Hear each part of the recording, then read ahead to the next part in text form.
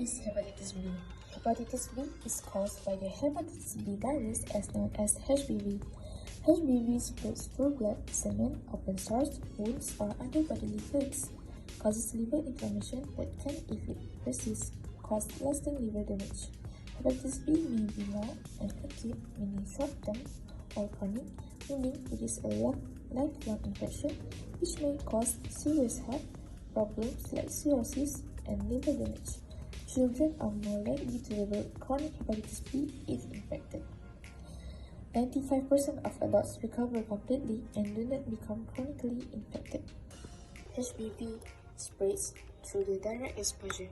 Some causes include unprotected sexual contact with someone who is infected, sharing non-strong needles, syringes with someone who is infected, using items that were used by on an infected person but not properly sterilized, direct contact, exposure to infected fluids, and or open source wounds, being born to a mother with hepatitis B.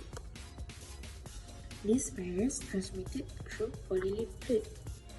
In my example, this virus is transmitted through blood into our body. First of all, the HBV virus becomes attached to a target epithelial cell. Next one, in the penetration phase, the cell engulfs the virus by endocytosis, and then it uncoated. Viral contents are released. Next one is biosynthesis. Viral RNA enters the nucleus where it is replicated by the viral RNA polymerase. The next one is assembly. New flesh particles are assembled. Lastly, release. New viral particles are made and released into the extracellular fluid. The cell which is not killed in the process continues to make new virus. Now, I will explain about study of vaccine. What is vaccination? Vaccination is a method of giving antigen to stimulate the immune response through active immunization. Vaccine is also contain a modified form of virus or bacteria that does not cause disease. The virus or bacteria is antigenic but not pathogenic, but does teach your immune system what to do if you ever attacked by the real. Vaccine use potentially dangerous virus or bacteria. Next, benefits of vaccination. Vaccination can prevent contagious disease such as hepatitis B. Vaccine also can reducing disease spread.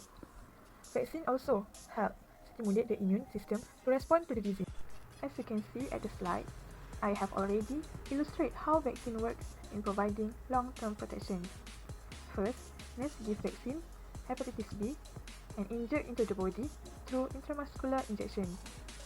After that, vaccine contain antigens and are carried by dendritic cells and macrophages to the lymph nodes. From the lymph node to find T cells produce CD18 and secrete Th2. T helper 2 cause B cells to produce antibodies and memory cells. And when the disease comes back to attack memory cell, the immune system can protect us from infection. Vaccination will help your immune system fight infection faster and more effectively. Second, help stimulate antibodies to fight disease. And last one is, helps protect against certain disease by intake infections. How vaccination works in preventing hepatitis B. As we know, function of vaccine is to imitate the virus by using RNA. Then, the antigen on the vaccine is taken up by macrophage and dendritic cells and transported to the lymph node. After that, B cell plasma are active and produce specific cells and antibodies, while memory cell, active CD8 cells, differentiate into cytotoxic T lymphocytes. In the lymph node, the vaccine antigen will be present and the effector T cells is activated and B cell activate adaptive immunity.